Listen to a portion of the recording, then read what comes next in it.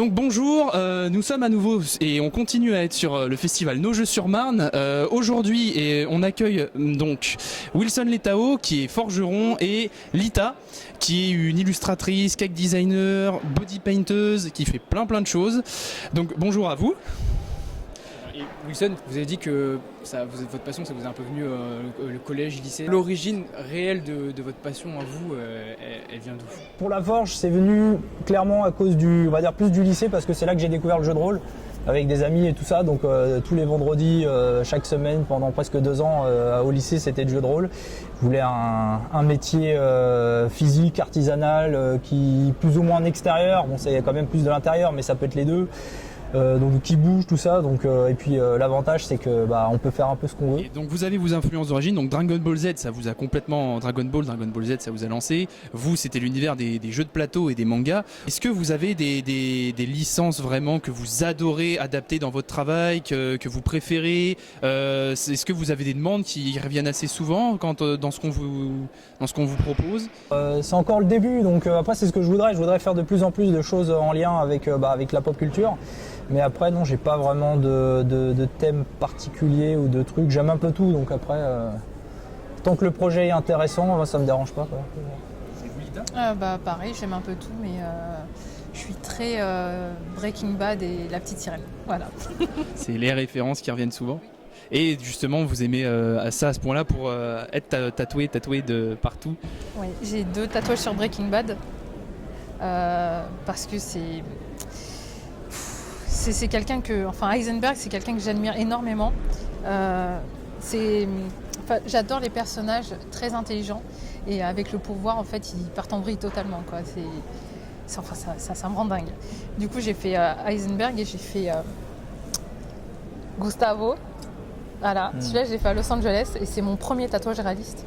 Mon prochain, ça sera mon personnage préféré de Game of Thrones. Et je comprends pas que tout le monde le déteste parce qu'il est vraiment adorable, quoi. C'est un amour, quoi, Ramsay Bolton. Il est trop chouchou. Donc je l'aurai quelque part. Voilà. Donc vous faites des travaux tous les deux sur donc de l'illustration ou de la forge.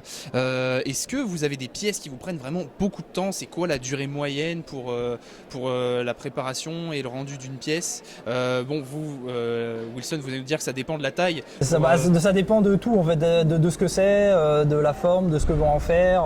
C'est assez vaste, quoi. Par exemple, pour ce batarang.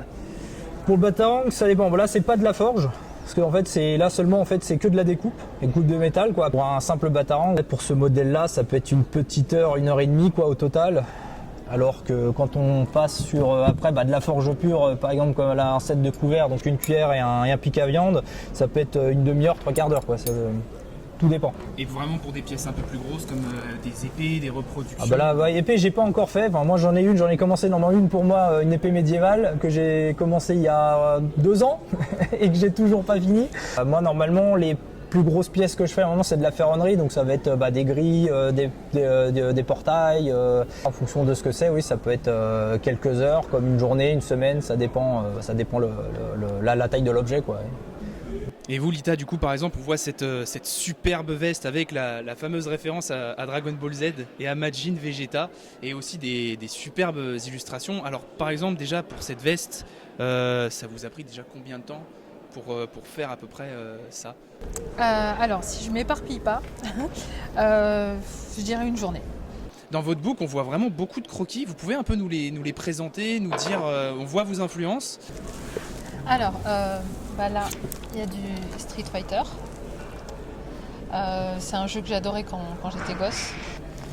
Donc Breaking Bad, bien évidemment. Donc après, il y a un peu de tout. Il y a du Deadpool, il y a de L'étrange Noël de Monsieur Jack, il y a encore du Breaking Bad. Le Trunks, un des personnages les plus beaux et les plus badass de l'univers de Dragon Ball qu'on adore tous. Exactement. Avec son épée, belle référence qui sera à faire en forge. Possiblement, pourquoi pas. J'attends les commandes, justement. Moi je prends. Donc voilà, il y a du Game of Thrones avec mon chouchou. Mad Max, Retour vers le futur. Moi j'essaye de faire le plus réaliste possible, mais avec un petit côté cartoon en fait. Ouais. Un de mes préférés, c'est celui de La Petite Sirène en fait. Je suis pas très détail et celui-là, je me suis un peu lâchée. Là, on peut voir Roger Rabbit. Oui, et Jessica. Et donc Star Wars. Creamy. Donc ouais, il y a un peu de tout. Il y a du manga, il y a du Disney, il y a du cartoon. De la pop culture, de la science-fiction. Exactement. Il y a des bases un peu partout dans ce qui nous plaît à nous, les geeks. Et donc, on voit aussi qu'il y a différentes tailles sur les dessins. Donc, il y a, comme on le dit, ça doit être comme pour Wilson, par rapport au format, à la taille, le temps de travail doit être différent à chaque fois. Mais par exemple, pour un petit dessin dans ce format-là, ça prendrait Bon, 1 heure. Et alors, si jamais, par exemple, pour vraiment les grands comme ça, de Breaking Bad, les grands portraits. Si jamais j'en fais un, je dirais 2 jours. Est-ce que vous avez un rêve ou un objectif, quelque chose que vous aimeriez réaliser?